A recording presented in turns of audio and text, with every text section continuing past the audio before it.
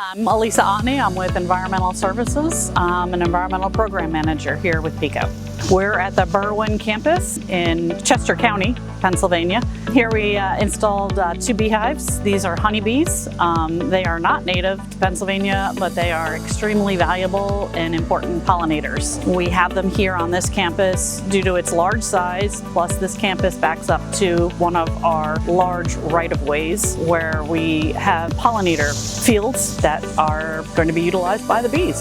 Pollinators are different types of insects, birds such as a hummingbird, they can even be bats. The reason pollinators are so important is they're the lifeblood of our food supply. PECO is one of the largest landowners in this area. We have a responsibility to improve the environment, and from an environmental standpoint, there's a decline in pollinators due to herbicide applications, urban development, climate change. We're trying to improve their habitat, so we got beehives.